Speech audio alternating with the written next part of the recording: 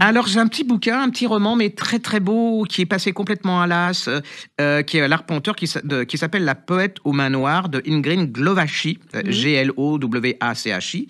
Je pense qu'elle est française. Hein. C'est l'histoire d'une. On est dans le Berry au 19e siècle. Un vrai personnage. Hein, c'est une sculptrice.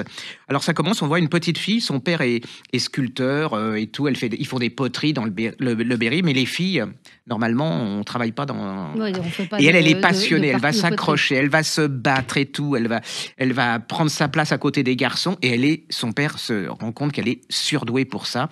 Et elle est complètement rebelle, c'est-à-dire que elle a une sexualité, c'est-à-dire que à l'époque, elle tombe amoureuse d'une jeune femme. Hein, ça se fait pas. Hein. Et puis à travers, alors elle va faire des sculptures absolument merveilleuses. Elle est complètement oubliée, hein, alors que là, ce roman a l'intérêt et j'ai été revoir les sculptures qu'elle a faites, et c'est des petites merveilles. Et à travers ces sculptures, elle parle de la rébellion des femmes, de leurs problèmes et tout. C'est une pure merveille, mais c'est surtout, si vous n'êtes pas intéressé par c'est l'histoire d'une femme à l'époque qui essaye de vivre sa passion contre tous les préjugés. Hein, c'est-à-dire que les enquilles les uns après les autres. Hein, on peut pas être sculptrice, on peut pas aimer une autre femme. On est dans un monde d'hommes. En plus, on est en pleine campagne, donc c'est vraiment pas ouvert. Et c'est merveilleusement écrit. J'ai été passionné par ce roman. Eh ben, écoutez, redites-nous le titre.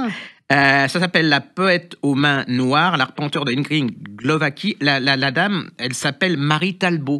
Et allez sur les sites. L'auteur. Non, la sculptrice. Elle s'appelle Marie Talbot. Allez, vous allez sur le web, vous allez voir, il y a plein de choses sur elle, et allez voir les petites sculptures et tout. Ça m'a fait penser à la copine de Rodin. Oui, Camille Claudel. Voilà, absolument. C'est un peu le même. Alors, elle vient pas folle, mais elle s'en prend plein la tête quand même.